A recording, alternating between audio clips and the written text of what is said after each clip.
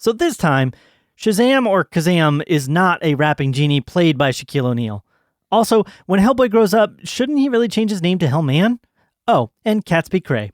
That and more on today's episode of The Real Review, so stay tuned. Welcome to The Real Review.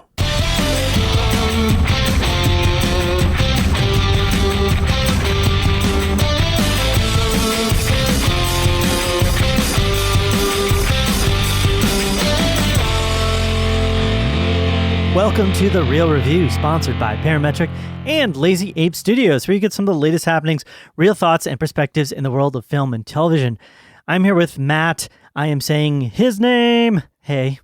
What? That's a Shazam thing? Kind of, yeah. Say my name. Yeah. It's sort of a play Matt. off of that. Like, that's less exciting than Shazam. Yeah, that is. Yeah, a little bit, I guess. Shazam kind of is like an interjection of a name. Shazam. I don't know if it's like, I don't know. I don't know where interjections like that come from. Like Shazbot. Have you ever heard Shazbot? Nope, but sounds less exciting. It's like Shazbot, Shazam. I don't know. Weird random interjections. Who am I today, Matt? What's my nickname? Everybody, I am here with Joel, the Rise of Cunningham. I like it. Episode 9. Yeah. Dun, dun, dun, dun. Dun, dun, dun. There's so many questions in my head. I'm not going to lie. Rise. We can get into this very briefly before we get into the movies that we're reviewing today. Yeah. I'm not a huge fan of the name, personally. I feel like... Really? I am so pumped for this movie. I am... all the other film names have been these very general type terms. Well, this is the ideas. last one. They got to do something way more Well, it's not specific. the last one. I'm sure they'll have it's like the last saga movie. Well, okay, yeah. I'm just... to me, it's like they've all been like the Republic or the Jedi. They've all been very... This is the first one we've like mentioning a specific person by name in a sense. I think it might not be specific person by name. I think it's like going to be the Skywalker new, is like it's like Jedi. The Skywalker is like new Jedi. Like group hug. No. We're all the Skywalker. Joel, you just take things to another level that they aren't meant to be taken to. I guess I do. I was just overall, I'm just not happy with where things are going. The trailer was like whatever to me. Anyway, Matt, why don't you give our listeners some ways to get connected before we get too crazy? Hey guys, you can get connected with us a number of different ways, that being our website, which is realreviewmedia.com, and then you can also connect through all of our social media platforms, which would be Facebook, Instagram, Twitter, all those fun things, at Real Review Media. Also email us, drop us a line at realreviewmedia@gmail.com, because, we like the Gmails. And I think that's it. Oh yeah, youtube.com/TheRealReview. And if you want to see any of the videos that we're going to be doing, I'm going to try and get back into some trailer reactions and see what happens there. I don't know. We'll see what happens. I'd like to see that happen. We've kind of got our videos on hiatus at the moment. We're kind of revamping. Yeah, we're retooling, under construction, things like that. Trying to figure out a better way to approach those. But those are all the different ways you can get connected with us, and right here too on the podcast. Yeah, and send us your thoughts on the trailer as well. I know I'm saying this at the beginning, but like I would love to legitimately hear people's reactions to that specific aspect. The new trailer for episode 9. I guess teaser is more along the lines. Yeah, he called it a teaser. Yeah, but I'd love to hear people's thoughts. I was live streaming Star Wars Celebration. Oh, were you? It was so good. Okay, well. Anyway, today we're going to be talking about 3 films: Shazam, Hellboy, and Pet Sematary, one of which I had a chance to see, so we're going to talk about that first, which is Shazam, but you're going to give us a little bit of a brief review on the other two, Hellboy and Pet Sematary. Yeah. So just real quick before we get into those, though, Matt, you already mentioned this. Matt and I tend to see things a little bit differently. Yep. I tend to be that analytical guy that always looks really deeply into things, such as why Skywalker when all the other titles have been more general. So I do that. I go into details and I break things down very, line by line. And then Matt tends to be more general fan perspective kind of emotion. And we put those together to give you sort of the two sides of the coin, the whole approach. And not that either of us don't dabble into each other's side at times, but that's kind of... Stop your dabbling. Stop your dabbling. Okay. We should have that. That should be our slogan, Stop Your Dabbling t-shirts there. So anyways, that being said, Matt, why don't we get into our film review? So I'm going to give our first one here that we're talking about, Shazam, a brief rundown. Then I want to hear your thoughts. So prepare yourself, Matt. Being prepared. So Shazam is a film. It's We All Have a Super... Wow, this is a horrible... It just starts off awfully. We all have a superhero inside of us. It just takes a bit of magic to bring it out. In Billy Batson's case, by shouting out one word, Shazam, the streetwise 14-year-old foster kid can turn into the grown-up superhero Shazam. Sure enough. Yes. Directed by David F. Sandberg. Stars a lot of different folks, primarily three. Zachary Levi as Shazam, Asher Engel as Billy Batson, so the two sort of the young and the older version, and then Jack Dylan Grazer as Freddy. Those are kind of like the three main protagonists. Yeah, I'd say that. The main antagonist of this film is Mark Strong, a character named Dr. Thaddeus Savannah. We have a number of sort of supporting actors and characters. You have Jaman Hansu as the wizard, Faith Herman as Daria, Grace Fulton as Mary, Ian Chen as Eugene, Jovan Armand as Pedro, who I think had a total of like 2 lines, maybe the entire movie. Sure. Marta Milans and Cooper Andrews are Rosa and Victor. They're kind of like the runners of this, I don't know, home for foster kids. And then you had some adult versions of the characters. And then one other kind of weird minor antagonist is John Glover, who's in the film very briefly. So, true story. Matt. Yes. Give us your thoughts. I like this movie. Yes. I didn't think it was amazing, but I enjoyed it. I thought it was, it was, okay, so I went into this with pretty high expectations, actually. I loved all the trailer and marketing stuff going into it. It looked like a lot of fun. Yeah. And a lot of times I kind of thought I would be laughing a lot more, but I ended up just kind of grinning. I was kind of grinning a lot more through the movie than I was like laughing hysterically.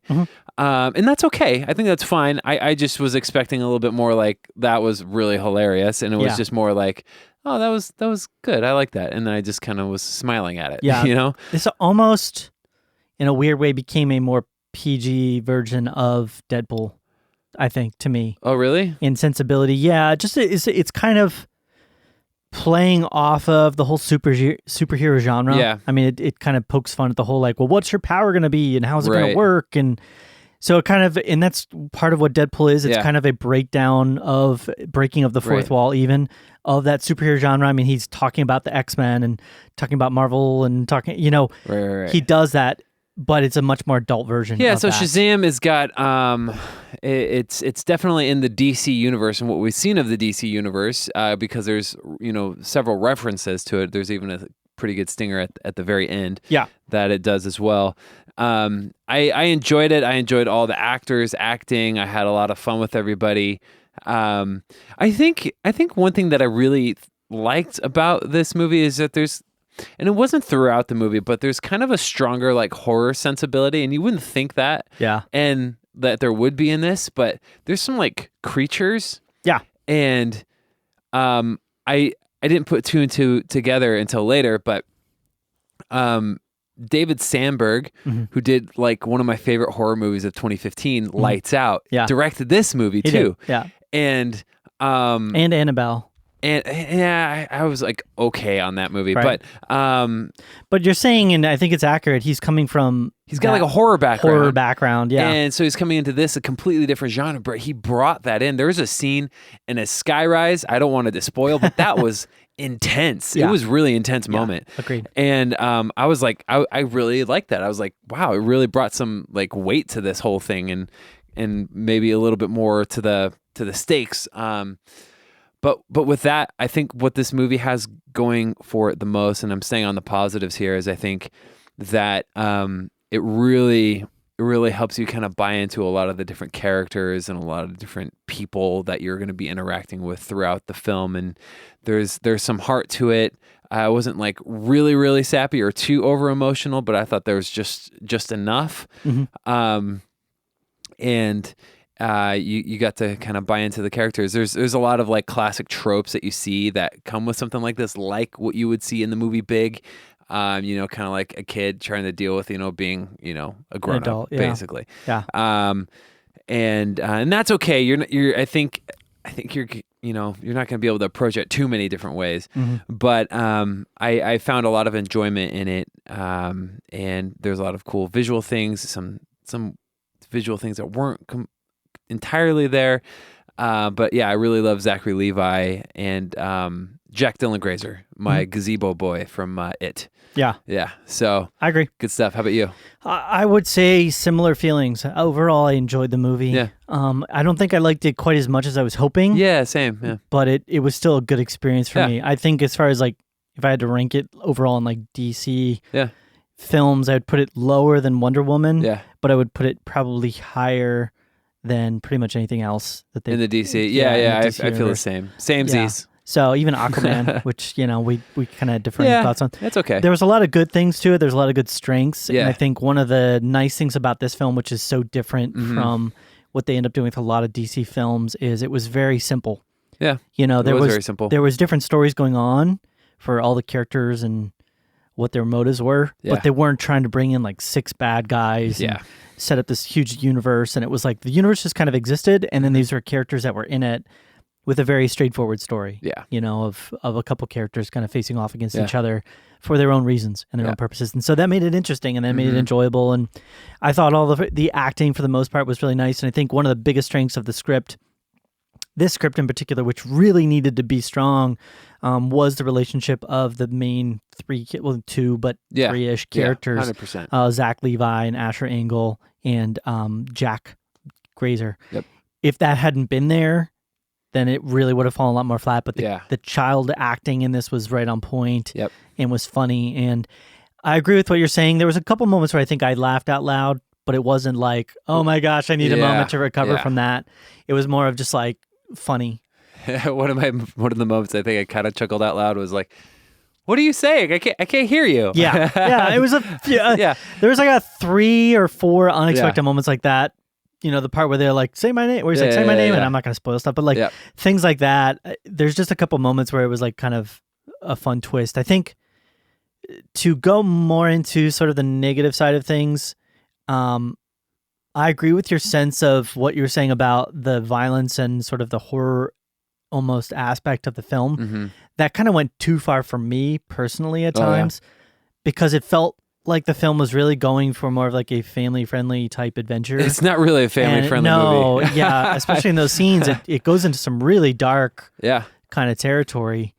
And I mean, yeah, I don't want to spoil stuff, but because of that, the tone shift was a bit Mhm. challenging to me, and it kind of took me out of the moment in the Yeah. movies a couple times where I'm like, wow, is this movie taking like a really sharp, divergent tonal Mhm. shift for good, or is it just a moment? Yeah. So that kind of like was odd to me. Yeah. So that was a bit off-putting, and I think some of the humor at times came across as less intelligent and more of kind of silly and zany, Yeah. and that was not fun either. Like there's moments in the film where they're just kind of, you see the joke coming, like, Yeah. oh, he's a kid, so he's going to make this joke because he's now an adult, and it happened. Yeah. And I was just kind of like expecting it to be a little, I don't know. You could have cut some of that humor out Sure. and kind of had a more straightforward process into the film. Yeah. But one of the things, and I didn't mention this, one of the things that I really did like is, and DC hasn't necessarily done a great job of in the past, is they created a realistic and interesting antagonist. Yeah. You know, the main character, the main antagonist of this film had a reason for being the way that he was. They gave a good chunk of time to him. They did. They really did. Yeah. Yeah. And I liked that because Yeah. it was like in other films, it's just been like, well, we need some big bad guy. Yeah, that's gonna That be kinda there guy. to do, Yeah, yeah, because yeah. evil and bad and Yep. power. Yep. And it was like, no, this one's got a realistic drive Right. to do certain I things. felt bad for him at the beginning of the movie. I did too, Yeah. and you connect with that. Yeah, you know? yeah. I think where it kind of went off a little bit was what his end game was. Mhm. It didn't really Avengers Endgame. Yes, exactly. Avengers Endgame snap right there. Once he kind of accomplished the story of the antagonist is Mhm. kind of his main driving force, at least to me, was kind of accomplished part of the way through the movie. Yeah. And once that's done, it's kind of like then he has this next step that he's taking that just kind of feels more of like, well, I need to go somewhere and do something. Well, I feel like that's You know? I feel like that's can be It's explained by the fact explained by that he's being manipulated. Right, exactly. And So I that's got that, yeah. but again, that's less impactful to me Sure. than what they Then- set up at the very beginning of the film. Yeah. So I'm not saying it was bad. It just, those are like minor things that Yeah. kind of pushed me away. And then I think you mentioned this as well. There's a couple times with some of the special effects Yeah. where I was a little like, Yeah. Yeah. yeah. And this is going to be like one maybe kind of minor spoiler gripe, but he has this ability that he kind of uses a ton in the movie at the very beginning. Shazam does. Yeah. And he's doing it all over the place and he's loving it. And then after like things start to go bad, he like never really uses it more than like one time. Right. And it stops making sense to me because I'm like, dude, that would be the perfect time to just do that Yeah, ability. Do you know what I'm exactly. talking about? Yeah, totally. Because I'm trying not to spoil it. Yeah. And it started to like be obvious to me. I'm like, why would you like fly over there and do that when you could just done that Yeah, exactly. instead? And then it's like, well, we need to have this battle between them. Yeah, I thought the action was a little like, Yeah. okay. Yeah. Yeah. Like he forgot that he had, certain powers. Yeah, and it's like now they're gonna roll around and punch a few times, and then this person's gonna grab that person and then push them off. Yeah, and totally. That's gonna be the fight. It wasn't like, wow, this is like a really epic struggle Right. between two characters. Like I thought the fights in Aquaman were more interesting. My favorite You fight know? of Aquaman's right at the beginning. So good. Yeah, and that's a great one. Yeah, But yeah. that felt like they're legitimately like good Mhm. choreography and fighting. This just kind of felt like people smashing against each other. Yeah. Like Right. boom. So anyway, your thoughts? Yeah, not really a ton of negatives. I feel like some of the humor, like you were saying, maybe not. I feel like it could have potentially been because of the direction, and I don't know how like much comedy experience that David Sandberg has outside of his 2 feature films that he's done prior. Yeah. I was like, that maybe the delivery was a little wrong, and maybe the way they edited it was a little wrong. Other than that, the antagonist was a little stale, maybe towards the end too. I thought that as well. Other than that, I thought it was fun. I opposite of you though, I did think that it's not a family movie, and I wasn't really hoping it to be a family movie, but I liked the kind of the horror elements of it because of the weight that I think it brought. But I don't, yeah, I don't know. So as far as any other negatives, I don't. I just wasn't. I think maybe it was. Some of the negatives were just a letdown of my expectations going into it a little bit. Yeah. And I can't necessarily explain it. I thought it would be a lot funnier. Yeah. And maybe even more endearing than it was, like and heartwarming, That's fair. I didn't really feel like Billy Batson, the character, or Shazam were. There was a couple moments where they're really kind of trying to connect on an emotional level, you with the character. Yeah. And as bad as I felt kind of for his character, his story arc was so obvious and so kind of flat in a sense that I didn't really connect super strong emotionally to either of them, and it was so obvious, like, you shouldn't be looking for that. Right. You should be looking for that. Right. And since that was so obvious, it was like, I'm a little confused. So I'm a little confused at where we might be going with the sequel, because that's already been greenlit, and I'm confused about other things. I tried to look into it, but I'm like, I don't know how I feel about this. So, anyways, that's really it. That kind of to me was brought about in that little. So there's a couple end credit scenes. I'm even talking about like what the ramifications, what happens at the end of the movie, like what that means, like. Yeah. I'm just like, I don't. Yeah, we can talk about that once we're doing the podcast, but. There's kind of a whole realm that it kind of opens up of specifically Shazam's connection into this, but I don't know. I'm not super familiar with the Shazam character, but Samesies. He's never been like a prominent guy to me in the DC universe. Maybe I'm wrong. Email us if I'm wrong. He used to be called Captain Marvel, guys. Yeah, he did. Yeah. But like he's never been one of the big like Justice League characters, he's never been one of those guys, but maybe they're going to make him that. Maybe they're going to try and blow him up into something they already much greenlit bigger. a sequel, so we'll see what happens. Yeah. I'd be interested to see it. This movie didn't leave me feeling unsatisfied. It just left me feeling like they could have done a little better. Yep. If some different things had been there. But totally. Anyways, I want to leave time for the other reviews of the films. Matt, what are you going to rate this one? I'm going to give it an 82. Okay, wow. Yeah. All right. I give it very similar, 83. All right. Yeah, Look at you. Yeah. When's the last time that you rated a film higher than me? It's been a minute, never. right? Almost never. Almost No, never. I don't want to say that. That's a negligible difference, though, It is. It's good. I mean, I enjoyed it. I'll watch a movie again, and I'm excited for a sequel. But yeah, ready to move on? I am ready to move on. Right. So, Matt, why don't you go to the next films? Yeah, so a couple movies. I'm not going to spend a ton of time on them, but 2 movies that came out. Let's start with the first one being Hellboy. This is a reboot off of basically what we saw Guillermo del Toro do in the early 2000s. Yeah. And this one's directed by Neil Marshall, and it's based on the graphic novels by Mike Mignola. Hellboy caught between the worlds of supernatural and human, battles an ancient sorceress bent on revenge. And it also stars David Harbour, Mila Jovovich, and Ian McShane, among others. And so I liked the Guillermo del Toro Hellboy movies. Yeah. There's a certain aesthetic that Guillermo del Toro has that really makes him appealing, very colorful and like kind of like grotesque, but like in a weird, beautiful way. Yeah. And Tim Burton-esque almost. yeah, but I like Guillermo's flair a little bit better, Yeah. you know. And so here's the thing.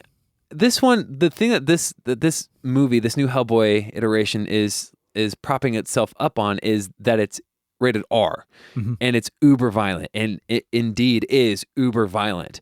One of the problems is that they show all of the like stuff and cut away before it, like in the trailers. Yeah. Like it was really odd. Like I'm like, well, I know this thing's coming up now because that was shown. I don't know. It's really just bizarre to me. Yeah. The other thing with this is it's almost the story like is almost a rehash of what we see in the first Hellboy movie. Okay. And I don't know if we needed that. Like if it wasn't even that much of a departure.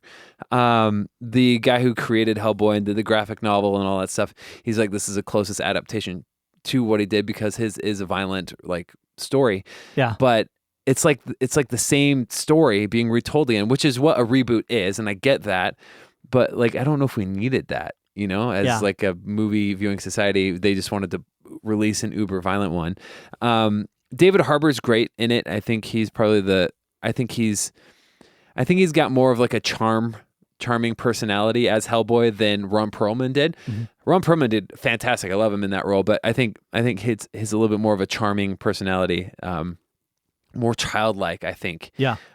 Maybe that's why they kept his name as Hellboy. I don't know, instead of Hellman. Yeah. Anyways, it was good. He was good in the movie. Everything else was just like meh, super meh. I felt like there were whole chunks of the movie missing. They would get like a mission or something bad would happen. This happened multiple times. And then they'd be like, you have to go on this quest to do this, to save this person. And then the next scene was they're there saving the person. Yeah. Like there wasn't even like a challenge to get there. Yeah. I'm like, well, why? What's the point of there being it was just something to get from one point to another to eventually bring the movie to a conclusion. What's the point of taking the characters there if you don't have to see the struggle? Right, exactly. You don't care about anybody in this movie, with the exception of Hellboy, and even that's a little bit of a stretch. Like I was like, I like David Harbour and I like what he's given to Hellboy, but I don't know if I really like this character a lot. So I didn't really care for the characters. Villain Mila did okay with what she's given. The script was super thin. And the action scenes were fun. I think that's, if I were to go with the positives, I think some of the action scenes were fun. Everything else was so bland and meh, and I didn't care about what was happening. Cool visuals, some weird visuals, and some creepy visuals. But for the most part, I don't think that this needed to be remade. Yeah. Even though it is kind of fun to have these like crazy intense sequences that are like hyper violent, to see some of those play out, but at the same time, it's like that shouldn't have been the only reason to make something like this again. What I would have wanted to see the third chapter in Guillermo's movie. Yeah, what would you say would be the genre for this film? Because the first was kind of a dark comedy. So this one's more like horror, like action. Comedy. Okay. Yeah. Like in that, like maybe that ranking, horror first, action, then comedy. Yeah. Okay. Horror. No. Well, action, horror, drama, comedy. No drama, just comedy. I don't know. Anyways, it's hard to tell. This movie's so like chopped up and weird. Yeah. And it just didn't make sense. You couldn't grow with any of the characters. It's kind of pointless. Yeah, so super disappointing. I'm going to give it a 65. Wow. Yeah, so a little bummed out about that because I did like the first two, like I had mentioned. Yeah. Next. Yeah. So let's move on to the next one. And this one is, if you think we're going to get a little bit lighter in tone, you're wrong. We're going to talk about Pet Sematary. This is hot off the heels of its success from 2017. Yeah. And it's the next like major release that from a do you know Stephen if they King did this story. Because of that, or was this already in the works? It's got to be. I feel like it's got to be from the success of that. The one thing I will say. Well, let me just go ahead and I'll do the synopsis like we do. So, Dr. Lewis Creed and his wife, Rachel, relocate from Boston to rural Maine with their 2 young children. The couple soon discover a mysterious burial ground hidden deep in the woods near their new home. Directed by Kevin Kolsch and Dennis Widmeyer, I believe. So if this is a remake, And the trailers aren't shy about kind of, highlighting some of the things that you're going to see in the movie. Nope. The one thing I will say about this, I was nervous going into this one because I kind of have a sensitivity to like child deaths, Yeah. And as we saw in It, they did not hold back in that element. Actually, multiple times. I was like, oh my gosh. Yes. One or two poor children get it. Right. So I was really badly. I was having a hard time with that element going into it. I will say that it happens just kind of like it did in the original. It's a little different, but they don't linger on some of those elements, which I was like, okay, good. So I'm not like seeing this thing visually happen like I thought I was going to. Poor Georgie. Hi, Georgie. Yeah. So I was grateful for that. I think it is a capable, like an okay, like thriller kind of a movie, but it's super short, and I feel like it all climaxes to like the very last second of the movie, and then after that, like it's over. Then you're like, okay, and I will say this. So let's start with the positives. Acting, awesome. Jason Clarke. I didn't even read the actors. Sorry. So Jason Clarke, Amy Seimetz, John Lithgow, main people, fantastic. The kids were fine, but I think that with horror movies you get into trouble sometimes when studios trying to get like no names, and then they're not always like great actors. This one's great acting all the way across the board. There's some creepy imagery I thought was really effective. Maybe one or two good jump scares, but other than that, it wasn't a lot of that stuff. Just a lot of tension and creepiness. Yeah. And then I think the ending is going to be divisive for a lot of people. Yeah, I remember the first one having a pretty... Really? I don't remember it that well for some reason. It's been maybe 20 years. Pet Sematary, the first one Yeah. ends, and then they have a sequel which picks up like right where the first one ends. Oh, really? Yeah. Oh, I didn't know that. There's a very... I don't remember that.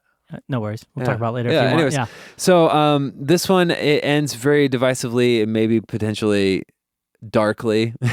Yeah. Depending on your Similarly view of against the life, other. I guess. Yeah. And other than that, though, it was effective in that. But me being the emotional person that I am, I always like to have some like spotlight of hope, which I got with It, and that's probably why I really liked It. Yeah. This one I didn't have that, and it left me really nervous for like a specific character in the movie, and then it ended.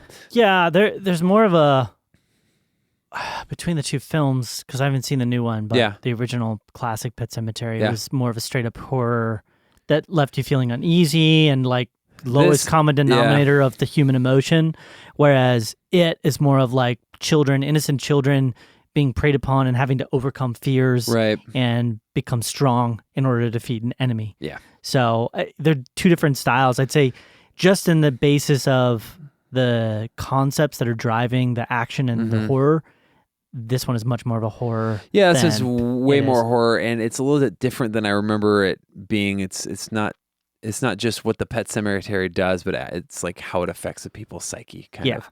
And so I like this one ends on a down, the other one it's supposed to end on overall an up. Right, exactly. Yeah, like and I was kind of like, oh man, I don't know, like. Not to spoil. I feel like I would just be depressed all day, So it's just one of those things where I'm like, it's going to be up to the person.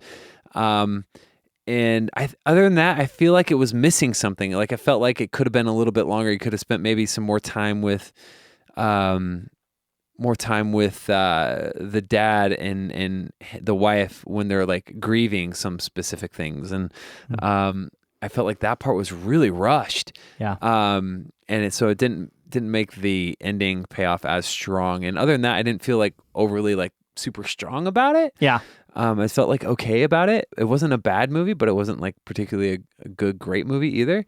So for that reason, I'm going to give it a 78. Okay. Yep. So that's kind of where I land. So a little better than the other one we were talking about, Hellboy. Oh yeah, I liked it better than Hellboy. Gotcha. Yeah. Would you be interested in seeing a sequel to this one though? No. No. No, because it's Not super sad. I would kind of want to just. I shouldn't say super sad. I should just say down. It's a downer ending. It's a downer ending. Gotcha. Yeah. All right. Cool. Yeah, that's it. All right.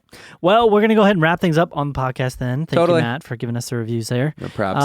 RealReviewMedia.com is our website. We also have our Facebook, which is facebook.com/RealReviewMedia. I want to remind you guys, we didn't do this on the upfront, but we are doing a contest right now. Yeah. We're taking one of our lucky viewers, listeners, to watch Avengers Endgame. Indeed we are. Indeed we are, opening weekend. So if you want to get signed up for that, check out the video we got posted on Facebook. Basically, you just got to do a couple things and then leave a comment on the video so we know that you're all signed up.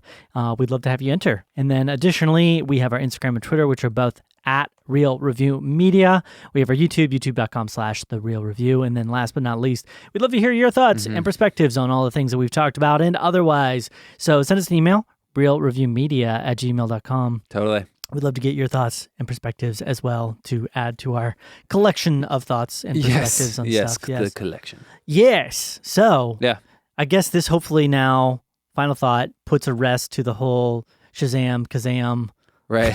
debacle with Shaquille I O'Neal remember so many people versus were like, Sinbad. all right, they're remaking the Genie movie with Shaquille I could have O'Neal? I was one of the people that was a victim of that. Not victim, but like I legitimately thought, was like convinced that Sinbad had a Genie movie that was out there. I was legitimately convinced. And I even somebody was watched telling me about that. Kazam 10 times as a kid and thought it was so cool because I was like, I wish I could be that kid. Yeah. I would order pizzas like that. Yeah. So Well, there was a movie where he had like garb like a genie, but it was like he was like a pirate or something. Remember that? I don't know. I remember that. I feel like I remember that. It wasn't Shazam. And maybe that's how it all got Kazam. It confused. was something else, but yeah, that's probably why. Yeah. Shazam. Shazam. Anyways, anything else, Matt? No, that's it. All right. Well, it's been real. It's been real.